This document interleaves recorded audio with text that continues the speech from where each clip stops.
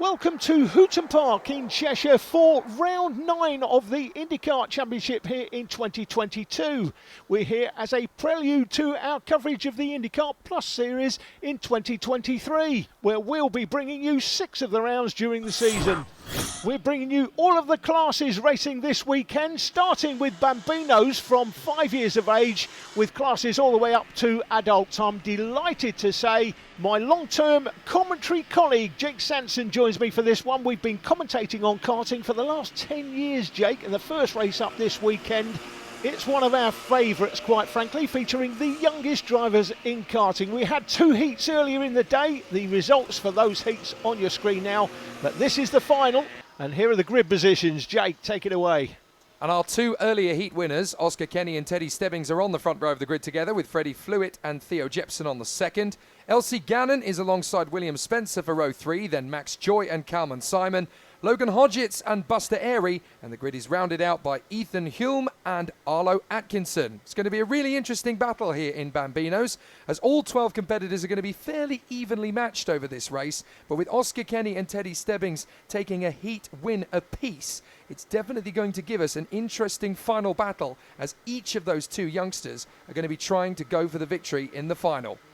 As with pretty much every karting category at this level, it is just 1 driver and 1 mechanic, so they will start the engines up. Oh dear, that looks like a slight difficulty in getting one of the karts started. Is that Max Joy? They've got a slight problem getting his kart started. Yeah, that'll be his dad trying to start it, and his heart will be pumping, but he's got it started now. I've been there, done that, and your heart starts beating. Oscar Kenny, pole for the first race here in 2022. So off we go, and the 2 heat winners from the meeting so far are away in first and second position. No problems at all for those 2. Up through into the first couple of corners of the lap, and it's a great start from Kenny. Stebbings is there in second place, third place for Flewitt. No worries at all, and Jepson just follows in fourth position. And already we've got our first overtake for the lead, have we? Not quite. A good attempt there from Stebbings, but he saw the writing on the wall. He realised that that door was going to shut fairly quickly. And considering these kids are as young as 5 years old, that's good wisdom there from Teddy Stebbings. Yeah, absolutely. You can see that the gaps between the drivers, the championship leader there in third place, that is. The gap between the drivers already on the first lap, you can see, is quite significant. And the reason for that is the drivers in this class, particularly in this class, have varying stages of development, varying stages of experience. Freddie Flewitt, there he is, in the pink helmet. Only real men can wear pink, Jake. I've said that 10 times before. Don't debate me, you know it's right. Well, Freddie Flewitt, right. Championship leader. Well, back in the day, it used to be pink for a boy and blue for a girl, so it's 1940. I think women right. Stole our colour. Oh, Theo Jepson. I think he made the move there on the inside. Yeah, as indeed, so that's Theo Jepson through into third position, past Freddie Flewitt, and again, Teddy Stebbings has a look. This time up the left-hander, and again, Oscar Kenny just keeping his kart in position. Both of these drivers have the potential to win this final.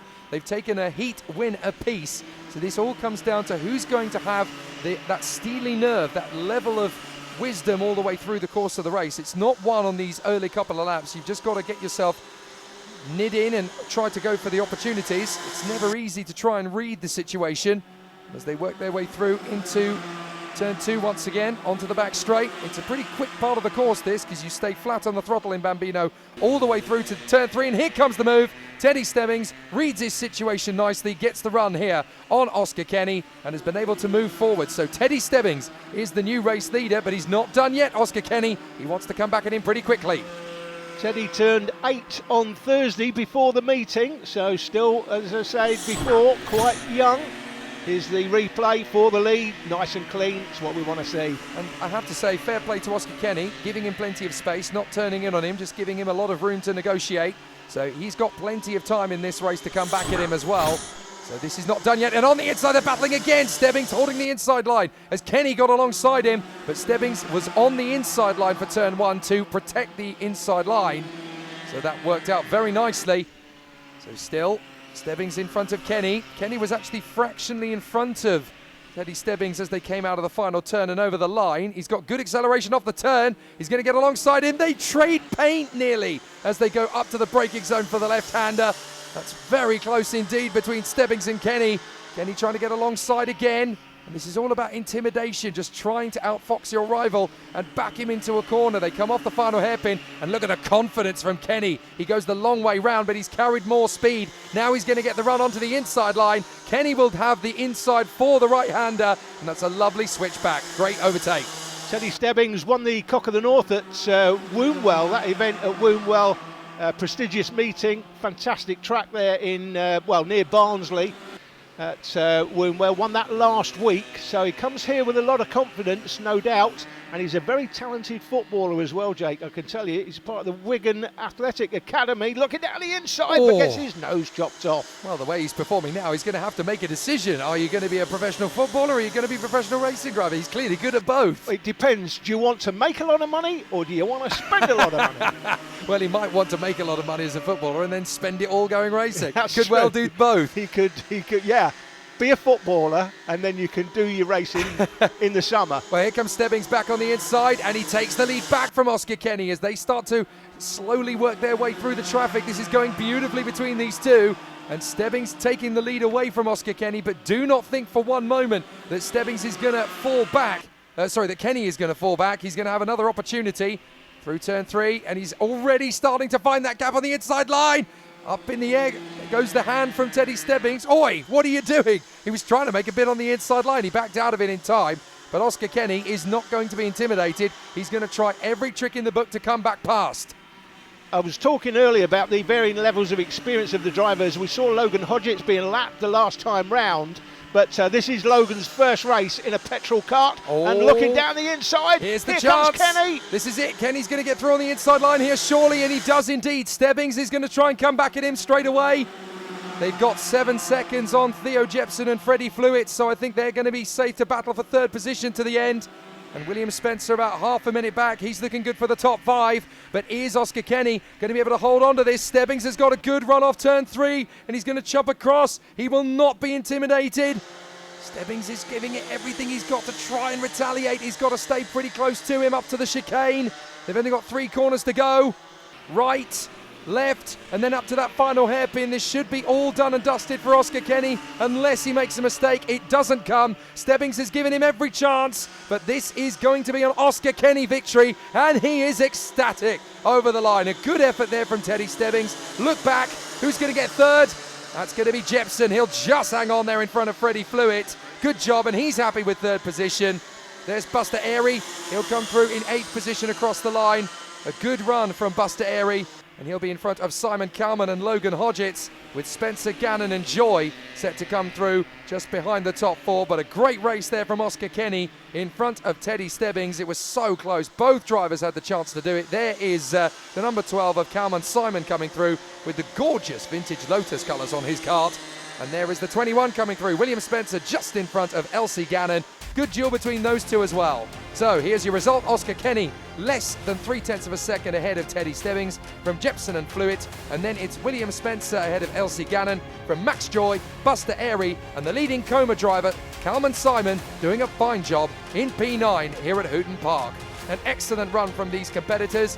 And as a result of that, the championship standings look like this. Freddie Flewitt hangs on by just 5 points in front of the absent Jackson Farah. William Spencer ahead of Elsie Gannon, and Theo Jepson with Ethan Hume coming home in the top 6 of the 2022 rankings.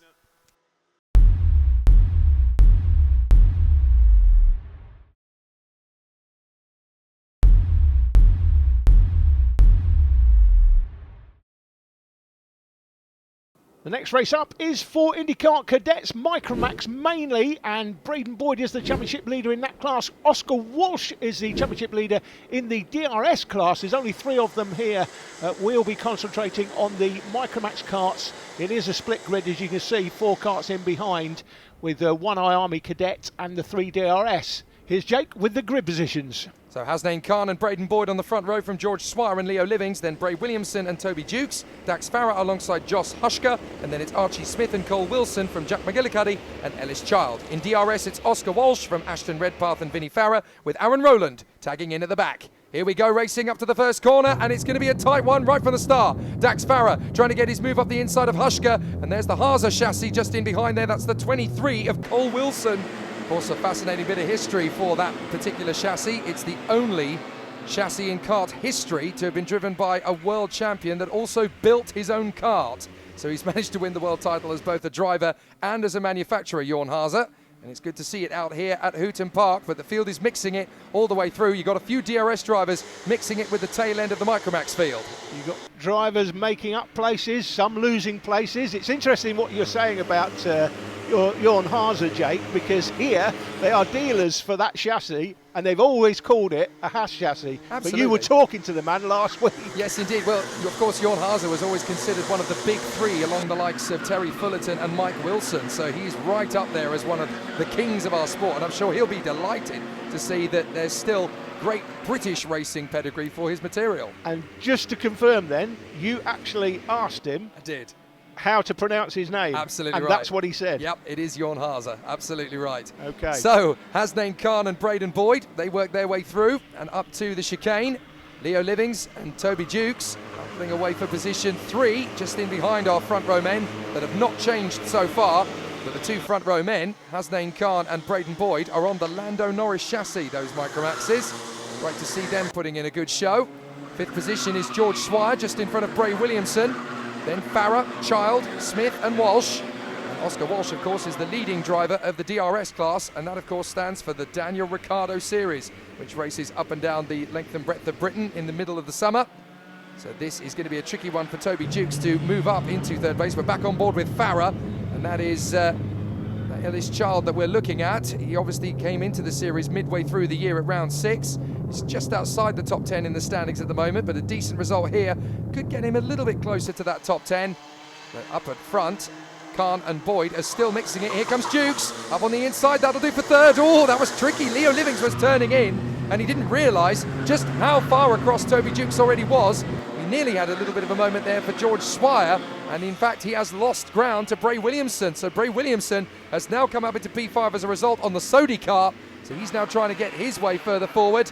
As they charge a little way further up, this is going to be an interesting one. They hop through the curbs there on the double left-hander. They'll now head up to the chicane. A little bit of gesticulating there from Toby Dukes, who is up in 3rd position past Leo Livings. He wants to now stretch away with these guys. He doesn't want to race them anymore. He's got his eyes firmly fixed on Khan and Boyd up in front. Stop racing me now. Let's go and get after the duo up front. Absolutely. And they are well clear. Here they are, coming up to the Hooton hairpin. Come out of the Hooton hairpin, and then on the return straight, this is the battle for 3rd. Through the little Clark curve, that's what we call it, this little curve here, it's the Clark curve, into the double apex, classic double apex. They call it a double left here at Hooton Park, incorrectly I might add, because it is of course a double apex, and it is a classic one. This is Stanlow, the Wilson S's they've just come through. This is Stanlow, the final turn, as they head down to turn 1 at Vauxhall. You carry a lot of speed around this circuit, even in Micromax. Here's the move up the inside of Farah. This is Ellis Child making his bid, and he's gone through. Very nice move. So excellent overtaking there from Ellis Child. He bangs one in turn 1, and he's managed to carry the momentum through. But I think these guys have got to understand the writing's already on the wall. Toby Dukes trying to lead the cavalry with Livings, Williamson and Swire in behind him, but unfortunately, they've just allowed Khan and Boyd to get just that little bit too far ahead. Yeah, well, we talked about varying levels of experience. Braden Boyd is certainly very experienced. Hasnain Khan's put in the fastest lap, by the way. You can see that on the left of your screen, highlighted in purple. But Khan, not sure about Khan's experience level, but Braden Boyd is certainly very experienced. Khan, if he's not that experienced, he's highly talented, clearly. One or the other, yeah, but these two are at a different level from the guys behind. But these guys behind, you want to be in a race in karting to enjoy your weekend, and these guys are certainly enjoying it, and they're looking. Toby Dukes there in 3rd. He wants to hold on to that for a 3rd place podium trophy. And speaking of a race, that was George Swire getting his move on Bray Williamson, so he's managed to retaliate and get back into 5th position as the leaders are going through. They've just lapped the DRS car, that's Vinnie Farah. DRS cart's obviously a lot slower than Micromax, Jake. Should Indeed. point that out. Yeah, so they're obviously in their own separate race, and the battle between Walsh and Redpath is still pretty close, actually. There's not much to choose between those two drivers currently running in 11th and 12th. Josh Hushka has managed to get past them, so he's obviously trying to make ground on Archie Smith. The blue flags are out. They're lapping Vinnie Farah onto the grass. Oh, onto the grass, and that's gone terribly wrong. First of all for Swire, and oh dear, that's Ellis Child. He had nowhere to go. Oh, bit of a disaster that for Ellis Child. He was running pretty well as well. Have another look, that's the DRS cart in front. Yeah, look, he's just trying to get out of the way of the DRS. He's brought it onto the grass, the cart spits out underneath him, and poor Ellis Child, he's got on the brakes, but the gold chassis is just, he's a passenger at that point. Yeah, Ellis had absolutely nowhere to go. He was just heading for an accident, and that's what he's had, and he is actually out of the race now. Well, that's two innocent victims, unfortunately. That's the problem with going through the traffic. It is very tricky to do, and it's not something that you have a massive amount of experience doing, even at this level, because once you go out of club racing, you go to the national scene, and you don't really spend any time at all going through traffic. So this is quite a tough skill at club level to work your way through the blue flag runners. Yeah, absolutely. That's Hasnan Khan picked out, the race leader. Got a reasonably comfortable lead at the moment, but he's coming up on a back marker. Now, will he get straight past him? No, he's been... Oh, he's been boxed in. Oh, he's been... He's going to try, and that's... Oh, he's caught him at the wrong moment. Boyd is right on him now. Well, that was a problem. They tried to get past Aaron Rowland at the right time, and unfortunately for Hasnan Khan, Braden Boyd has seen that moment of vulnerability and decided to attack. He's managed to gain all the ground and all the deficit that there was. So now Braden Boyd, who actually won this final last time out they were racing in September, this is his chance, and he's going to try and make the switcheroo, trying to get up alongside, slow into the corner, fast down on the grass. Hasnan Khan doing everything and around the outside. Braden Boyd sorts it out. He carried more speed and momentum. That was just perfect moment from Braden Boyd. He never really resisted. He gave Hasnan Khan all the pressure. Easy for Khan to just drop it on a couple of wheels on the grass, but Braden Boyd picked his moment, found his man, and look at the frustration from Hasnan Khan and the jubilation from Braden Boyd. Yeah, absolutely. 4 wheels, I think it was, on the grass. We'll get a replay.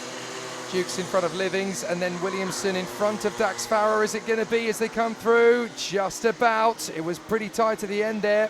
George Swire will come through in front of Smith, Walsh and Hushka. But there's the race-winning moment. Khan just a couple of wheels on the grass, and that's all it took for Boyd to take it round the outside. Dukes in third place from Livings and Bray Williamson, and then Dax Farrer finds himself in the top 6. George Swire did a good job despite dropping back initially. He held on to P7 in front of Archie Smith, with Oscar Walsh and Josh Hushka rounding out the top 10.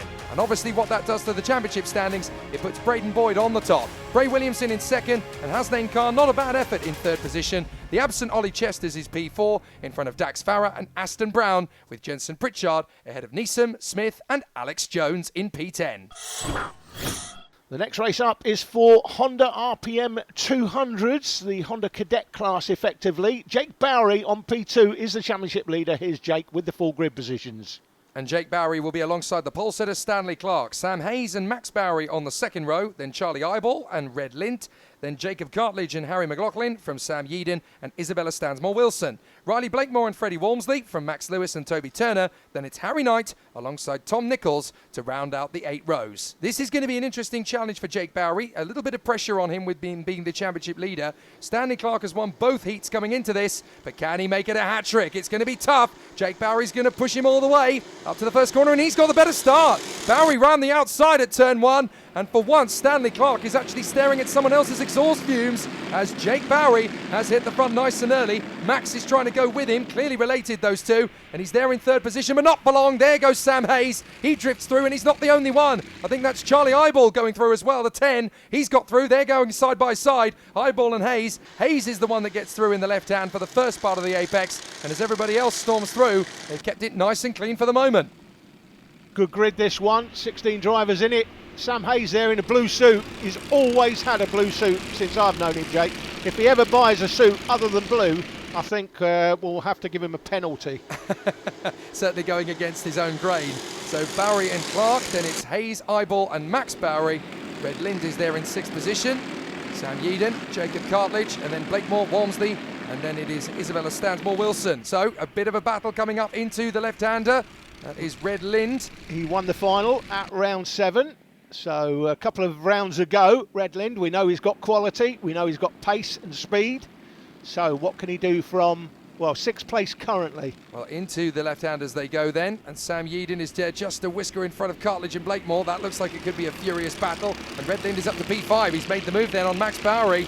So that is Red Lind charging his way forward, leaning forward in the cart, trying to get a little bit more aerodynamic speed into the first corner. You can gain quite a bit here at Hooton. It is a speed circuit, this one, particularly in RPM 200s. There's really only 2 parts of the course where you would even touch the brake pedal. So this is a very fast circuit indeed. Stanley Clark, though, is trying to retaliate on Jake Bowery. He's gone purple sectors all the way through to get the fastest lap by just that crucial 1/10 of a second. But Stanley Clark may want to play the long game here. He just wants to sit in behind Jake Bowery, make him do all the hard work, and then pop up in that last couple of laps to try and make the overtake. If he can stretch away from Hayes and Eyeball, then it's already half the job done. Yeah, well, I think it is half the job done, quite frankly.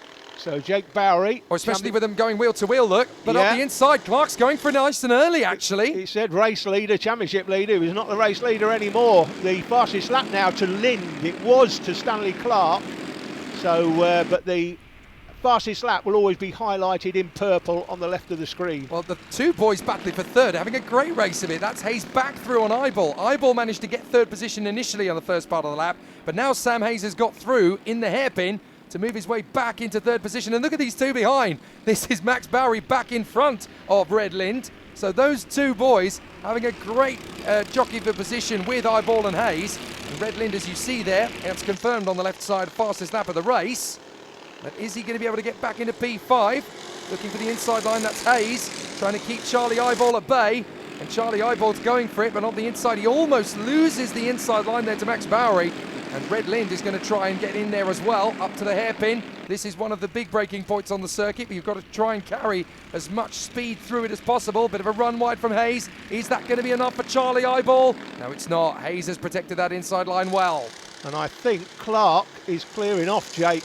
Now he's got the lead. You can see there he's got 6 or 7 kart lengths. And it looks like Stanley Clark, who won the earlier 2 heats, don't forget, is going to take the win in this final. But this is the battle on the track.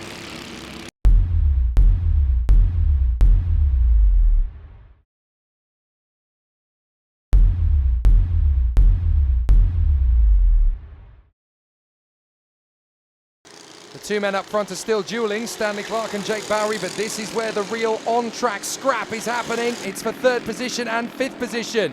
So we've got Riley Blakemore working his way through the field. He's up 4 places from his starting grid position. He's up into 7th place now, past Cartledge and Yeadon. And then you've got Isabella Stansmore-Wilson in the top 10, just in front of Walmsley, McLaughlin and Lewis. But that's the mistake from Sam Hayes. Charlie Eyeball gets him on the way through the hairpin, and that is a change for 3rd position. Now can Sam Hayes get back on the horse and gallop back after him? Yeah, you can see that Charlie Eyeball immediately gave Sam Hayes the push signal, as they do, these kids. They learn that at a very young age, the earliest age, of course. This is the battle for the lead. Stanley Clark with the fastest lap, 42.087. Well, it was. Jake Bowery's just beat him. He's literally just taken it off him by a couple of hundredths of a second. Yeah, so that's interesting. If he's now the fastest man on the track, and he can judge his braking on what Clark is doing. So this might not be over yet. Maybe I called it too soon. Well, Jake Bowery, being the championship leader, doesn't necessarily have to beat Stanley Clark in this race. As long as he stays close to him, he can still wrap this up. But he's a racing driver. He won't want to settle for second. And this is the first time the cameras have been out with a broadcast TV show at Hooton Park ever. Very true. So this is the opportunity to showcase what you can do. Of course, he's been working hard all the way through the season. It's not just one race where he's been able to showcase his skills. He's been at it all through the 2022 season, hence why he is the championship leader here in Indikart. But Stanley Clark is trying to make this a perfect hat-trick after his 2 heat wins earlier on. Jake Bowery still keeping him honest. He's not really letting him get too far ahead. 0.6 of a second is all it is, but Clark has retaliated in terms of fastest lap, and he's gained it back by 0.5 tenth. Now, here's the duel for 3rd. Eyeball, Hayes, Max Bowery and Red Lind. And Blakemore is about 2 seconds up the road. If these 4 keep battling, we could end up with 5 or 6 of them going for the 3rd spot on the podium.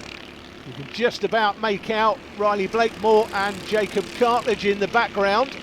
They are in 7th and 8th, Oh. but this is the battle. Oh, Lindy's having a crack at Sam Hayes. He really thought he got a good run off the final turn, but he can go a little bit wider into turn 1 and gain a little bit more momentum. Sam Hayes was having to protect that inside line and go a little bit more defensive, and as a result, look, there goes Charlie Eyeball stretching away a little bit of a gap. So Red Lind is the one putting Sam Hayes under pressure now, and all he's got to do is hustle him, intimidate him, and cause him to make the mistake, and he might just get the run without even having to go for an overtake. So he's still there through the second part of the apex, back on the power, through the chicane, dash of curb on the inside of the right apex, a little flick on the left, and then they come through that final right hairpin at Stanlow, down the main straight up to Vauxhall. Here comes the charge from Red Lind. He's thinking about going right. He eventually goes left and then tucks back in. He's going to try and get the move into the second part of the apex, but he's not quite able to find that gap just yet.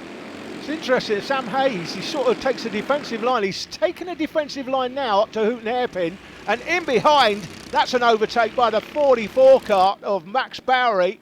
So Bowery now up to 5th, dropping Lind back 1, and that won't help Lind because he had the pace to go past Hayes, but now he's got to get past Bowery first. This is all about momentum. You can be the faster driver in the trio, but if you can't make the overtake at the right moment, you then have to back off the throttle, maybe even a dash of brake to avoid the contact, and that unsettles your rhythm and it chops you back a little bit more, and that's exactly what's happened there to Red Lind, who gets the fastest lap of the race, by the way. A run wide for Bowery. Red Lind gets through. Bowery's frustrated, so Max Bowery bangs his steering wheel in frustration. I can't believe I let him through, but it's very easily done. We're on the last lap, of course. Stanley Clark's last lap, a 41.879, so he takes that fastest lap away from Red Lind last time of asking.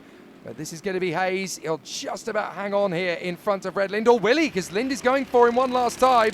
Stanley Clark has managed to extend the gap to 1 second over Jake Bowery. Last corner, last chance. Checkered flag for Stanley Clark. He gets the hat trick. Jake Bowery will be settling for second place then, and a very happy Charlie Eyeball comes through at the line. Who was that got 5th position? It was a dead heat nearly, and Bowery just missing out there. Red Lind got him, I think, by 17 thousandths of a second. There is the confirmation. Stanley Clark takes the win.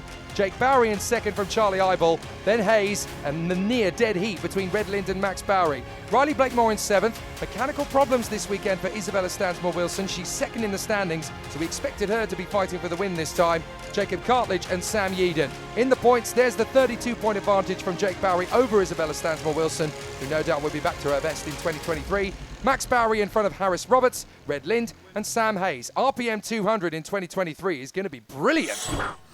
Next class up is MiniMax, Indikart Minis they call them here. Zane Quaker on the 44 kart is the championship leader. He's on pole. Lucius McDermott is tied for the championship lead, but he is not here this weekend.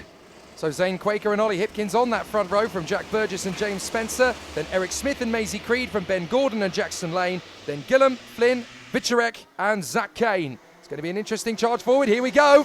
A good start from Zane Quaker and off on the grass. My goodness, that's a weird one. And straight into the path of the oncoming carts. What a shame for James Spencer.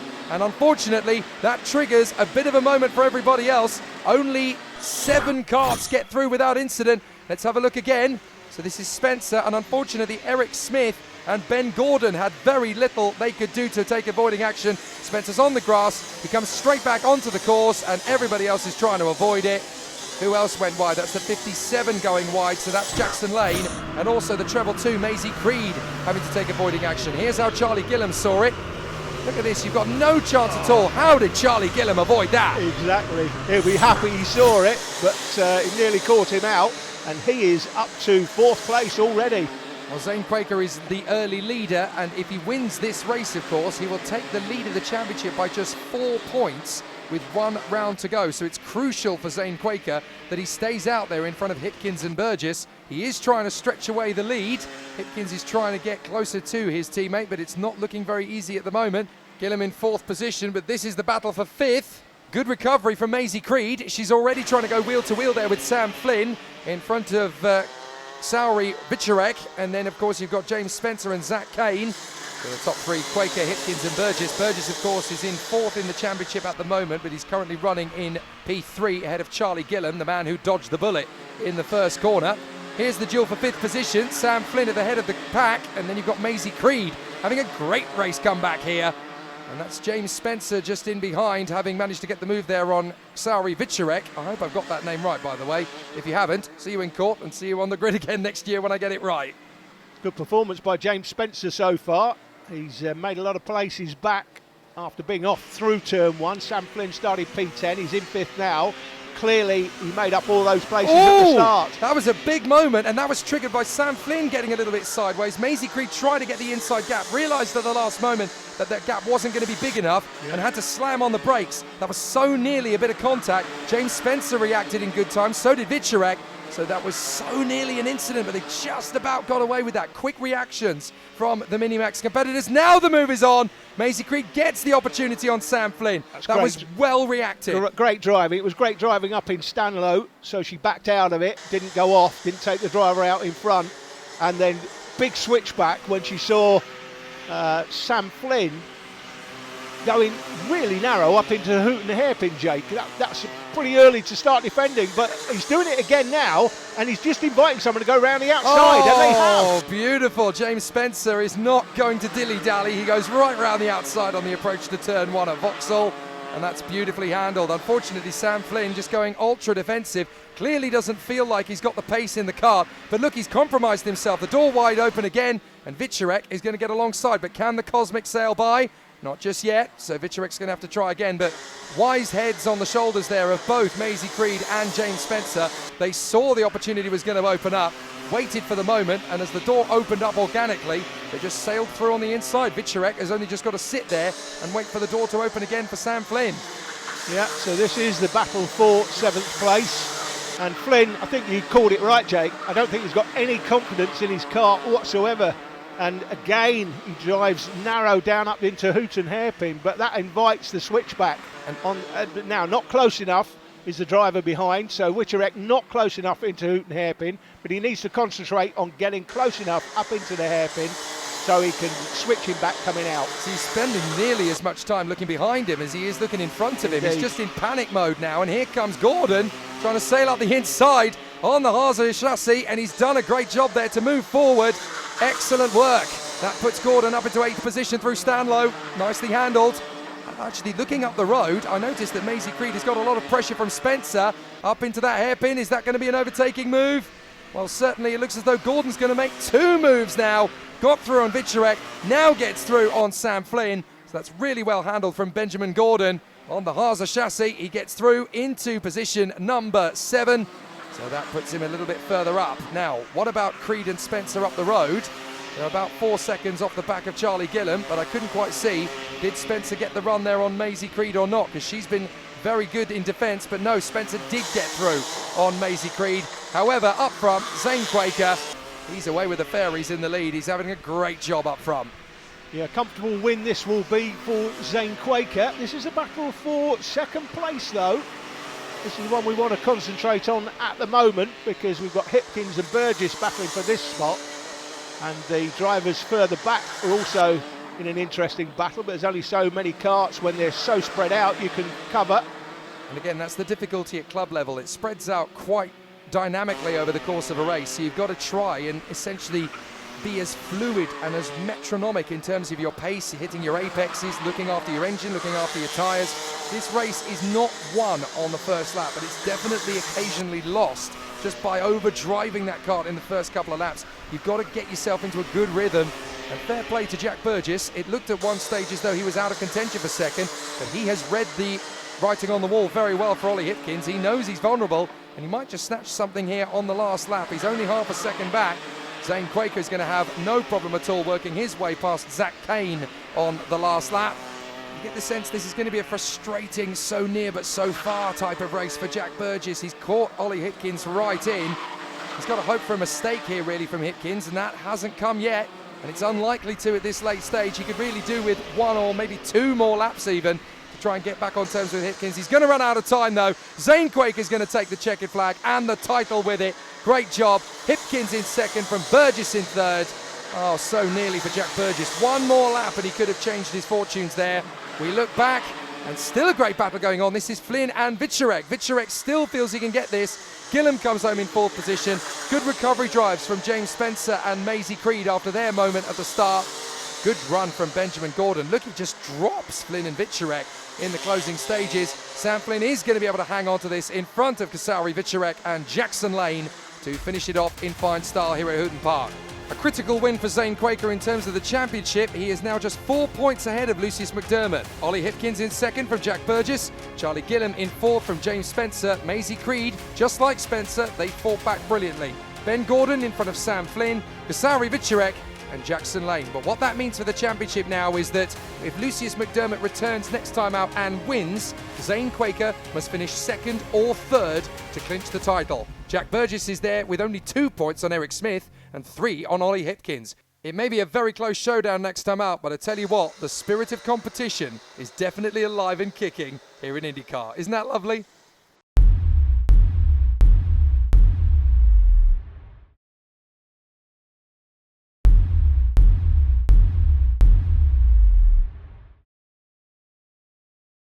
Time to kick it up a notch with the juniors here at Hooton Park. There's the championship leader, Robbie Rathbone, but the number 8 is going off P8. It's going to be an interesting one for him. Tom Holden and James Ollier on the front row from Adam Catling and Leo Jackson, and Oliver Brett Smith and Zane Stout, along with Bartek Filipiak and Robbie Rathbone. Harry Hurst Grover and Lucas Fletcher round out the top 10. Then it's Ethan Gerling and Curtis Harding, Ellie Anderson and James Waring, William Fitton and Callum Foster from Riven Welsh and Archie Doherty, Molly Pugh and Arthur Frey from Pritchard, Bell, McPherson, Whitfield, Robertson, Green, Costello and Price. And we go straight to the first corner, and it's a very good start indeed up to turn 1.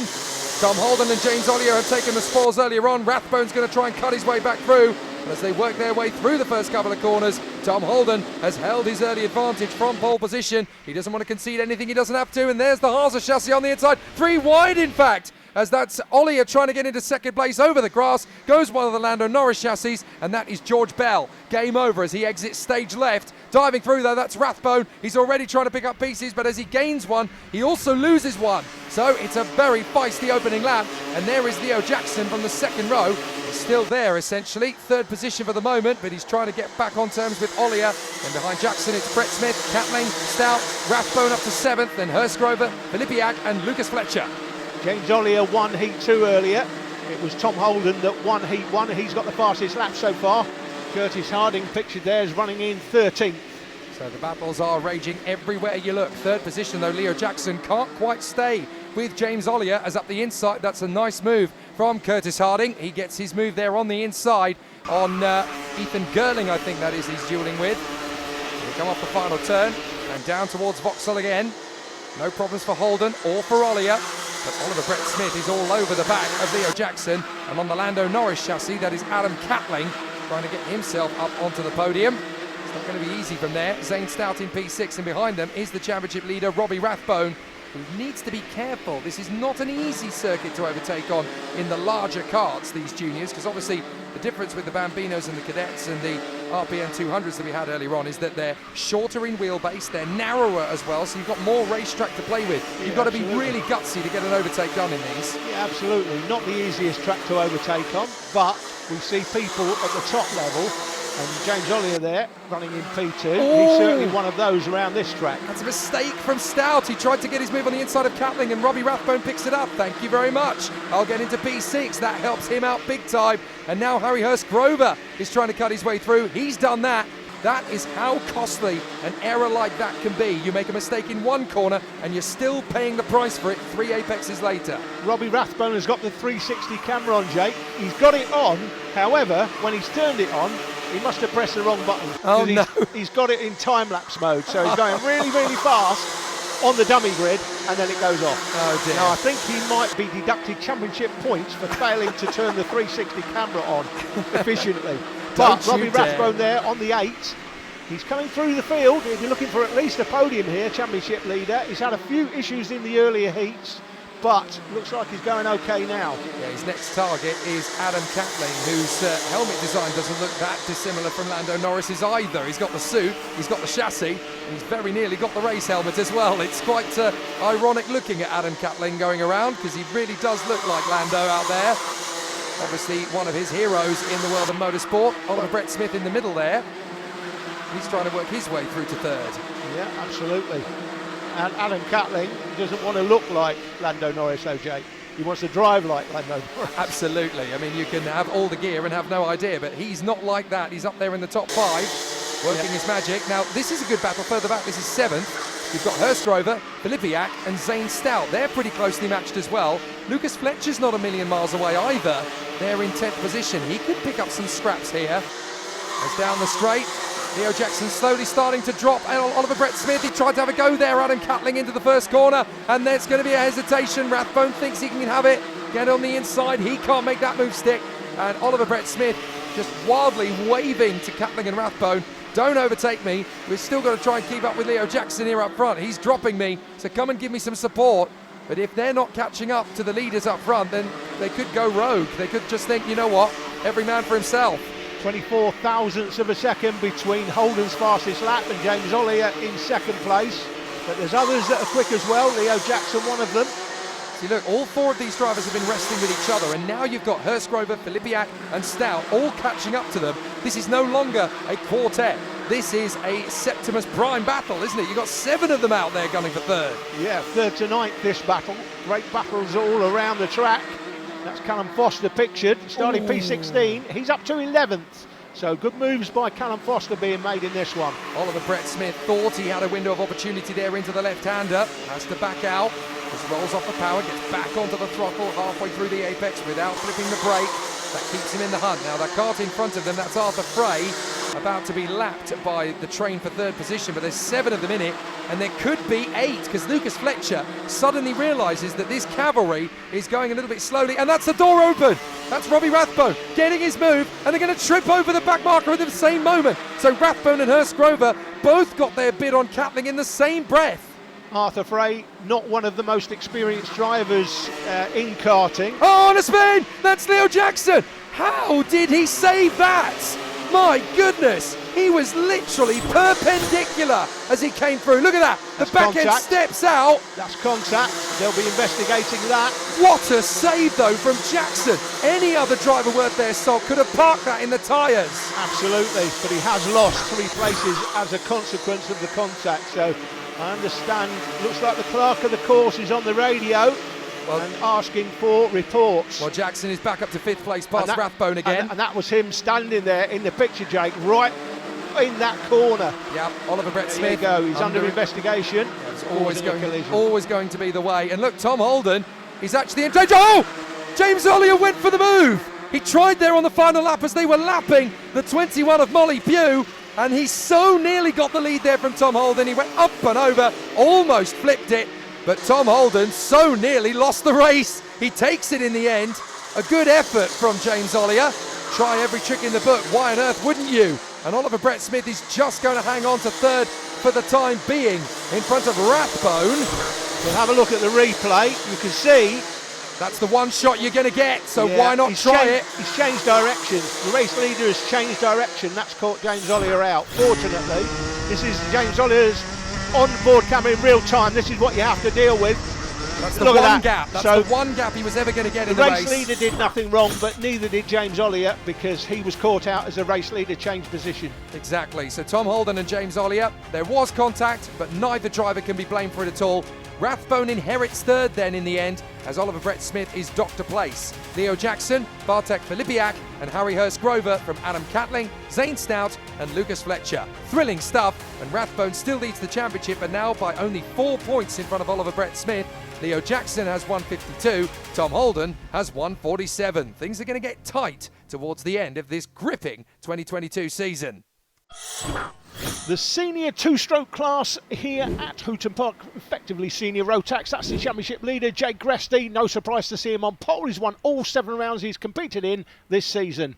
And he could go for 8 out of 9. He's alongside Jack Hayes-Roberts on the front row, then Jake Horan and Tommy Lee, Troy Spencer and Mackenzie Stevens, Martin Ingham, Zach Boker, James Dunn and Callum Farley. Then it's Appleton and Merzian, Davies and Morris, Stevenson and Mareka, then James Eyre and Chris Whiteside from Craigden Braber and Aaron Knight. Rounding out the field further back, it's Brandon Bethel and Terence Dunning. This is going to be an interesting one for the pole sitter Jake Gresty. Can he make it? 8 wins out of 9, although of course he didn't start the 9th. So let's see how it all goes. He's got 2 out of 3 so far in the heats. On a spin, round goes Luke Davies, and it's caused a conflagration. I'm afraid that's Jack Stevenson trying to recover. big damage to the 6. That's all gone wrong there in the middle of the field for James Appleton. James Appleton's first race back in 13 years. He had a problem in Heat 1. He was in 7th at the time, started 15th. He turned it round, all his own work, unfortunately. But look at that, he's certainly been caught out. He's got a broken Nassau panel. That will be end of race for him. And a bent front fairing as well. Not that it made any difference at all. But yeah, James Appleton is out. What a shame. On board with Alex Merzian. So Merzian is trying to work his way forward. That is the move up in front of him. That's James Dunn. So James Dunn, of course, being a guest driver, not featuring in the championship points. Trying to work their way through. But Jake Gresty has started 7 finals this year, and he has won every single one of them. This is the 8th, and winning this will pretty much guarantee and nail the championship to the mast. Yeah, I understand from somebody that mentioned this, that if you have a Motorsport UK licence, you can appear in these events, Indikart events, but you don't score championship points. I think that's correct. So Merzian still duelling away, and it's the 52 in front of James Dunn, duelling with Callum Farley. He's made the mistake though, James Dunn, and this is going to be Merzian's bid into Vauxhall. Job done, but look already, look at these tyres on the right side. You can see when he goes for the braking, as back on the inside there goes James Dunn. There's flat spots on those tyres. They pick them up very easily around here. All you've got to do is run a little bit wide in the very fashion that we just saw there from the 32, going slightly sideways. Yeah, talking about running wide, 32 showed exactly what running wide means there. He ended up on the concrete rather than the grass, so he kept it together. That's Tommy Lee, who of course is driving the number 32, although on the timing screen it's the number 37. This is starting to sound a bit like an Eric Morecambe and Ernie Wise sketch. I've got the right number, but it's not necessarily on the right car. Absolutely right. Oh, what a great duel this is. Morris is going wheel to wheel with Callum Farley. Diving up the inside then for the double apex, and there is the perfect demonstration of that double apex of the left-hander. Big tank slapper from Tommy Lee. There's the confirmation. It's 37 on the timing screen, and it's 32 on the car. Well, Mr. Morecambe, what do you make of that? Indeed. Now, either the driver's got the wrong number on, or the timekeeper's made a mistake, but we know that the timekeeper at Hooton Park never makes a mistake. I've got a feeling that's the former somehow rather than the latter. Battle for 5th then. Tommy Lee is hanging on. Martin Ingham in front of Mackenzie Stevens, and in the background that's Zach Boker trying to come forward. Here comes Merzian down into the braking zone. Is Farley going to drift out wide? Yes, he is, and Merzian is going to pick up the pace with plenty of time still on the clock.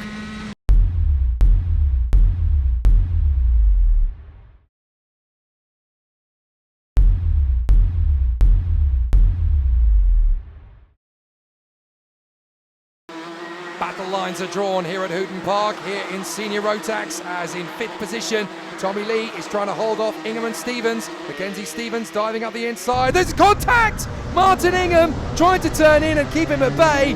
Josh Morris is going to pick up the scraps, and unfortunately for Martin Ingham, he gets pirouetted around. Here it is again, look. He's turned in, he doesn't even know Stevens is there. So Martin Ingham gets spat out to the sidelines. What a shame. And that has really ruined his chances here at Hooton Park today.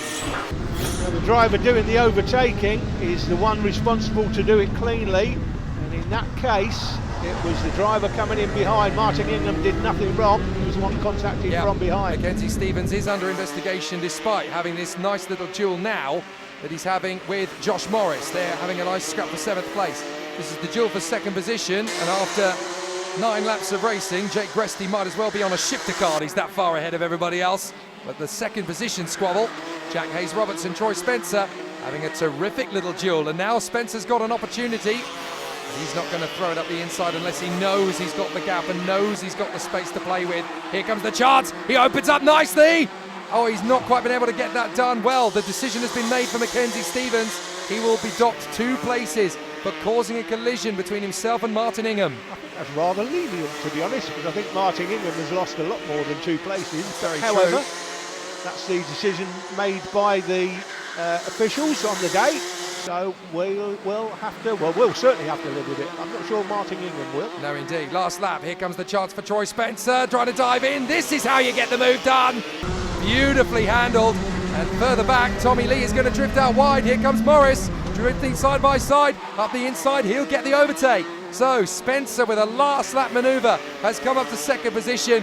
but it's all academic as up front, Jake Gresty makes it 8 out of 8. He dances his way to the victory here at Hooton Park, and Troy Spencer celebrating as if he's won the title ahead of Jack Hayes-Roberts and Jake. Oh no! Last lap into the barriers.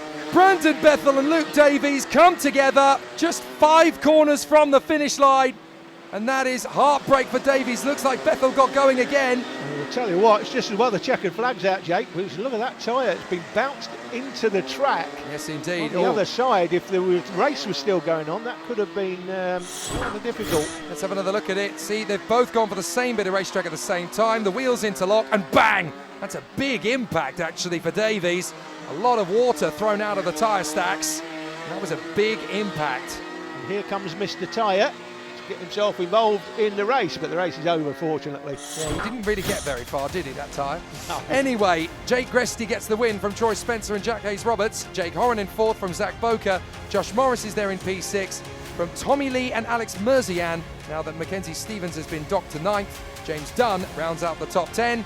For Jake Gresty, it was masterclass. No competition whatsoever once he got to turn 1. And he is there on the maximum 210 points. Troy Spencer ahead of Jack Hayes-Roberts and Josh Morris. Mackenzie Stevens is P5 and a crucial 4 points ahead of Luke Davies with 1 round still to go. Could be very close at the season finale in November. The senior heavy class, effectively a grid of senior Rotax karts with the heavier drivers. Andy Weaver there is your championship leader, and here are the grid positions, Jake. Well, just like Rathbone earlier, Weaver is going off P8. It's Christus Likens on pole from Sam Stewart, then Lawrence Hilton and Roger Moore, not that one, William Dransfield and Ryan Walker, then Hadfield and Weaver, Millward and Lambert rounding out the top 10. Peter Abbott and Mike Bilton from Sam Booth, Randolph Crease, and David Blackhurst to round out the 15-car field. But Christus Likens coming out of the final turn should hopefully get us off the starters' orders. It's a bit uneven, but away we go. He's won both of the earlier heats, Likens, and into the first corner. Is that going to be a move through from Lawrence Hilton to get into second position? Just about. It was a bit tricky, but he managed to get there. Now, you're already seeing the pace that Likens has got. He's won the earlier 2 heats, and he'll win this if they allow him to get away, that's for sure. We're on board here with Peter Abbott. Great pictures. Oh, a couple of drivers running wide there. That's Andy Weaver losing ground. He's got to give him the space to come back in on the inside, so Weaver does recover, and so too does the 47 of Hadfield. So Hadfield gets through back into position anyway. This is a very frenetic opening lap, but you've got to give each other space, otherwise you're just going to end up in the barriers anyway. Likens, Stewart is back to second, is he? In front of Lawrence Hilton. Oh, not quite. There's been a slight pause in the timing screen, but that is definitely the number 1 car in second place still, Lawrence Hilton. Once the timing screen catches up, it'll correct itself, and Hilton will be there in P2. Yep, the timing is slightly behind. Oh, slight exit. The problem there on the exit, that's Hadfield. He drifted a little bit wide, and as a result, we've made up 2 places. So that was a bit of an issue there. Hadfield collecting his rival, but Christus Likens has no issues up front. He's cantering up the road. Jake, can I just say, if you're a werewolf, why would you use the name Likens? Because clearly he is a werewolf. Hopefully there's no full moons coming up at Hooton Park, otherwise there will be all sorts of carnage going on in and the have you been reading your Twilight Saga again? I keep telling you not to. Absolutely. Should he call himself Christus Smith or something? Likens is out in front then. There you go, the timing screen has come back to us. Hilton in second from Stuart Dransfield and James Bond. Oh, sorry, Roger Moore in 5th position. I thought it was Simon Templar. Oh my goodness, now you are making a reference. Oh, yes. Down the main straight then, here we go. Up into the first corner. Simon Templar, of course, was a racing driver once. No, I've seen that episode as well. Into the first corner. A great battle for position. Likens, Hilton, Stewart, Dransfield and Moore. Then it's Walker, Millward and Mark Lambert. Can I just say, Roger Moore there in 5th place currently, he has never heard those jokes before, Jake. No. Never. This is the first time he will ever have heard anybody. Where it's a world first here at Hooton Park, and for the Taddy-Eye Sanson commentary team. Exactly. Sorry, Sanson Taddy-Eye commentary team. He'll be baffled that James Bond is even mentioned in his same limelight. Can't believe it. Walker in P6 behind him though, then Millward, Lambert, Abbott, Hadfield and Booth. Andy Weaver all the way down in P12. That's how tricky a race start he has had. The championship leader outside the top 10. It's so easily done in these opening couple of laps, and now he's going to have to try and fight his way back Meanwhile, we watch Dransfield and Moore as they duel away for 4th position. Fastest lap to Lawrence Hooton in 2nd, so he is closing the werewolf. But will he get there? That's the question. What's also interesting to note is that those two are significantly quicker than everybody else. 36.3s for them. Nobody else can even match them at the moment. 36.5s, 7s, 8s. On board with Abbott. He's on his own through turn 1. Well, he was. There goes Hadfield. Makes his way through on the inside. Oh, and he's not the only one. Weaver finally gets his way through, and no wonder, because this is the day he could seal the championship, but only if he gets the requisite points. So he's got to try and make a bit of a comeback in this one. It's Lykins, Hooton, Stewart, Dransfield, Roger Moore, Ryan Walker, Dan Millwood and Mark Lambert. Abbott is 9th and Hadfield's 10th, but Weaver down in 12th can seal the championship today. He's got to make a bit of a comeback, and this is not going to be easy. So we're watching Dransfield, Moore and Walker. We're on board with Abbott. There is Andy Weaver, and he's making his bid on Hadfield. Up the inside into turn 1. Lovely jubbly, and the door's left wide open by Hadfield. Peter Abbott picks up the spoils, says, thank you very much, mate. I'll move up into position as well. So Weaver definitely on the charge and looking likely to get into that top 10 that he needs to wrap it up here at Hooton Park today. But the battle for 2nd is going to be very tight, because it looks as though Stewart is going to be level on points for 2nd. He needs to get up to 2nd place to change that. Here we go again. It's Lykins out front. Hilton in 2nd place. Stewart now has the fastest lap, and he's gone sub 36. So the pace is coming to them now around the course on lap 7. And Sam Stewart still fancies his chances there on Lawrence Hooton. But Hooton is not really going to give him any space. I'm actually very impressed they've kept Lykins as honest as they have throughout the course of this one. Lykins is still a good 1.5 seconds up the road, but he's not getting any further ahead.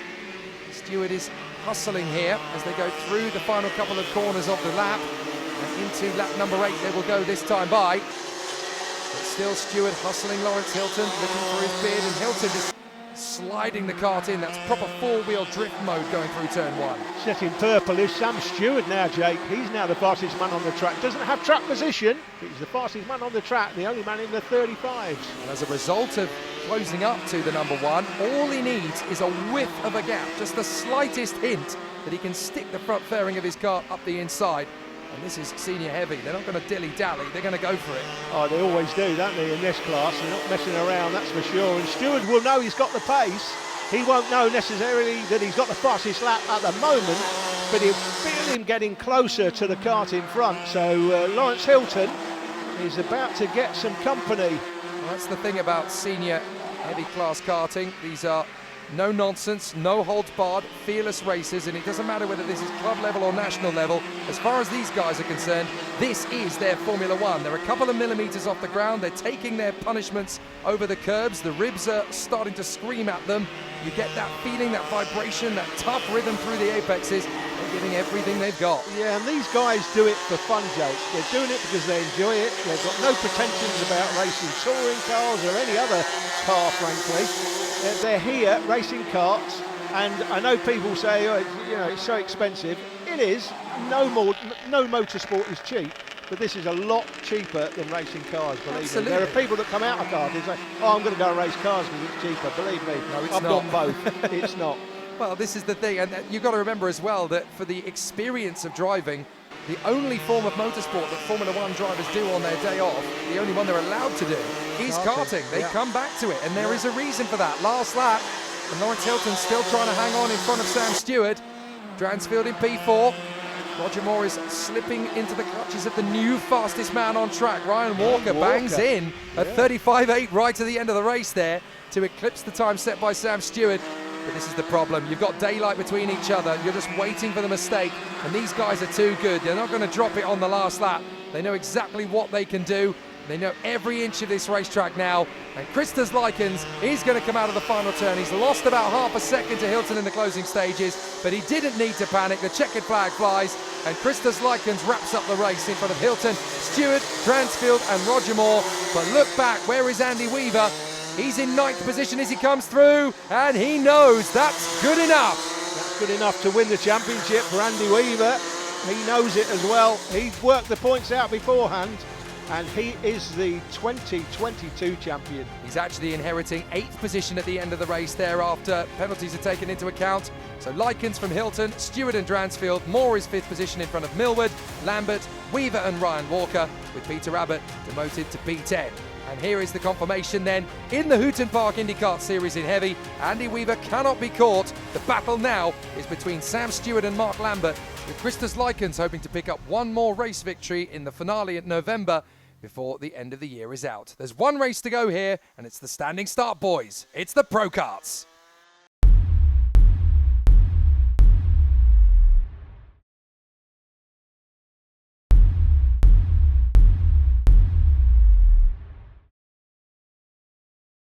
The last race of the day is for senior Procarts. Adam Kester is the championship leader. It's another standing start, and here are the grid positions, Jake. Peter Stott is in pole position alongside Oliver Hill, and then Adam Kester and Andy Downey from Dave Grundy in the GX200, and Paul Williams is 6th. Robert Bourne, also known as Riley Bourne, of course. Matt Morgan is on row 4. Then rounding out the grid, we have Michael Yeadon, Dan MC, Stephen Cooley, Andy Massey, and Nick Hughes in 13th place. A little bit of a moment there off the start, though. Dan MC struggling to get his engine going. We know what the MC stands for now. Clearly, it stands for motocross. That's the kind of helmet he's wearing. Peter Stott on the left, Oliver Hill on the right. They have a win apiece. Who's going to get the whole shot to the first corner? Let's find out. Well, it's not going to be Peter Stott. He doesn't get a great start at all, as Adam Kester overtakes him, as does Andy Downey. So it's Oliver Hill who leads through the first corner. To turn 2. Oh, and there is Stott coming back into contention, and we've run wide. Kester goes wide on the curbs. Through goes the 5 of Grundy. There's Matt Morgan going wheel to wheel with Paul Williams. Oh, he's lost it! Goodness me, Matt Morgan, he just slams on the brakes. The back end overtakes the front. We've been overtaken by Michael Yeadon, and it's absolute chaos at the moment as everybody tries to sort themselves out. And that's another big run wide there through the double left-hander. That's Yeadon losing out to the 74 of Adam Kester. You can call it a double left-hander if you want to, Jake, like they do here at Hooton Park. I'm going to call it the double apex, because that's what it is. Well, 97. That's Stephen Cooley. Looks like he's out. Yep, Cooley, I'm afraid, looks like he's going no further. Well, after a difficult start, Peter Stott has caught right up to the back of Oliver Hill. Oliver Hill, of course, in the number 12, running a up the inside, there's the move. Peter Stott just pulled that out of nowhere on the second lap. Yeah, he didn't want him to go by. He wanted to keep him behind him for as long as possible, because there's a danger here that Peter Stott will clear off. Well, and he's already, look at that, he's already pulled 4 or 5 kart lengths. That's crazy. The right chassis just disappearing up the road already. And there's not a lot that Oliver Hill can do about it. That is ridiculous, isn't it? He's got fast, and he's now, what, 10 kart lengths probably? 8 to 10 kart lengths ahead. Well, there's no doubt who's going to get the win if it stays like this. Kester's trying to work his way further forward. We ride on board with Kester. That is Williams up the road, and in front of him, that is no, it's not. It's Riley Bourne. So Riley Bourne, that's always going to confuse me in this one. It is, of course, Riley Bourne. He's going to go through first. A little bit of a tank slapper on the throttle from Williams. Kester's going to get alongside him. Are they going to be able to run side by side to the double apex on the inside line? Williams holds it for the moment. Kester has to come back at him. GX200 and Extreme engines in this one. Now, to be fair, in the live commentary, I thought the GX200s were slower than the Extreme, but people have put me right since. Oh, that started second. Oliver Hill's got him. Now, Peter stopped there. Well, he must have made a mistake, Jake. He had a 7/10 lead at the end of the previous lap. Must have been at Stanlow. He must have made a mistake in the final hairpin, because here he comes again at Oliver Hill, and it's child's play to get back through on the inside of him again. So Stott took the lead, then lost it. Now he's retaken it, so he must have made a mistake at Stanlow to lose the back end of the car. We're back on board with Kester, dives in on the inside of Paul Williams, and then it's Riley Bourne in front of them, just as it was before. Now we're coming up to the same point on the course again that Peter Stott made the mistake last time. And I don't think he's made the same mistake twice. This time he has held the lead in front of Oliver Hill. And we're on board with Kester. Here we go again, diving through. And this time we're going to get the overtaking move nailed to the mast. The timing, by the way, is slightly behind, but it is correct in terms of the times. And you can see Peter Stott there with the fastest lap. And it's a significant fastest lap, isn't it? Over a half a second quicker now than Oliver Hill. Well, Peter Stott may have the faster kart aboard his right chassis as we go back on board with Adam Kester through the double apex. But the traditionalists and the motor racing fanatics might argue that Oliver Hill has the cooler looking kart. He's is in the number 12, and if you look at his graphics kit in the background, that is an Ayrton Senna tribute worthy of the man himself. That looks so cool. Now look at the lead that Stott has developed. That is quite incredible. So he's made a mistake, he's lost the lead, got it back, and as soon as he gets the lead back, he just clears off. Yeah, he's clearly got the pace today. Dave Grundy, though, third position, as he runs there in front of Riley Bourne. And the two of them are having a nice little squabble building up by the look of it, because Riley Bourne is not going to drop back off pace, is he? Grundy is definitely going to have his work cut out to keep him at bay. Riley Bourne looks motivated. You can possibly just about make out from our camera in turn 2, which we had problems with earlier on, but it's been okay for these finals. That you might just about make out the cable that we'll be running a cable cam on next year for the Indikart Plus series. We'll also be running a drone for these televised finals as well. You can't quite see it there because it's really thin, but unfortunately this weekend it's failed us. We're not sure what's happened, but anyway, it's going back to the manufacturers to be repaired, and we'll be using the cable cam at all of the Indikart Plus meetings. That's assuming it doesn't fail us again, of course. Cable cam, drone, and of course we will hopefully have our 360-degree camera crew with us next season for every round, hopefully. And that means we'll have 360-degree cameras in every race. Kester closing up on Grundy and Bourne. Riley Bourne has definitely made mincemeat of Dave Grundy's advantage. Now he's got to try and find the gap to come through. Grundy getting a little bit sideways, but Riley Bourne just can't quite get the move up the inside line yet. And every time they falter, Adam Kester just chews at the gap and now finds himself right in behind them. So this is going to be interesting as they cut through. Out through the double left.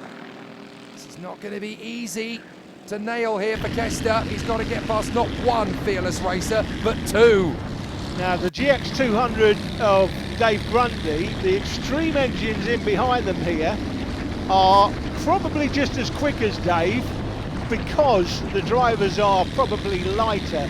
Now I'm not in any way suggesting Dave Grundy is overweight. If anything, he's a proper bloke, Dave, and he carries a bit of extra weight, mainly because obviously he's just built of muscle. Muscle, as we know, is a lot heavier than fat. This is going to be an interesting one for the 52 through the double apex, and Kester is the fastest man on track, even faster than Peter Stott, a 40.62 from Kester. So he's bubbled up in frustration here. He finds himself 5th on the road. He's the fastest driver out there, but he can't get by these mobile roadblocks. Fantastic onboard camera action, and I want to thank all the drivers that have sent in their footage for us. If you can buy 360 cameras for next year, that would be great. We'll have a 360 camera crew here hopefully next year. Oh, here's the move. Riley Bourne's been building up to it. He gets the move on Grundy. We nearly follow through as well. Adam Kester almost gets into 4th position, has to bail out of it, and here's the retaliation from Grundy. No, you don't. Oh, I love this class. Do you know what? All the way back in 2001, the first serious kart I ever drove was a Procart. These things are absolutely awesome, and these guys really are getting the benefit out of it here at Hooton Park today. Dave Grundy has done well to hold on to the position for so long, but we're into the last lap now, and this is that battle for 3rd place, and it's Riley Bourne that now has it. Turn 2, the gate. Down the straight, up towards the hairpin again, and Riley Bourne holding on in front of Grundy and Kester. Kester's trying a slingshot here, and up in the air, frustrated hand comes up off the wheel from Dave Grundy. Riley Bourne just boxing him in, and here comes Kester trying to find the space to get through. No change, no opportunity knocks at all, and Peter Stott up front has pulled well clear, 3.6 seconds away, dominant in the end for Peter Stott. Oliver Hill has to be content for 2nd place, but who's going to get 3rd? It's Riley. It's Mr. Lightning Seeds. The life of Riley is lived. 3rd position for Riley Bourne in front of Grundy and Kester, who ends a frustrating race as the fastest man, even quicker than our dominant winner, Peter Stott. So Peter Stott takes the win from Oliver Hill, then it's Riley Bourne in front of Dave Grundy and Adam Kester. Paul Williams, Michael Yeadon and Andy Downey. Dan MC is there in P9. Andrew Massey rounds out the top 10. What does that do to the championship standings with one race to go in 2022? Well, it's Adam Kester still in front. Andy Downey in second from Oliver Hill, just 3 points between those two. Another 5 back is Josh Yeadon, then Mike D'Annunzio from Paul Williams, Stephen Cooley, Dave Keach, Keith Hemingway, and in 10th place, it's Steve Mellor. Lots of camaraderie around here at Hooton Park, not least in the Park Fermi area after the race. Bit of man love going on, but the man in the yellow helmet, look, that's Dave Grundy. Proper man, proper hairdo. That's my hairdo right there. He's not getting involved in that nonsense. No, that's not for Dave. Not for Dave. And we've got wheelchair racing going on in Park Fermi as well.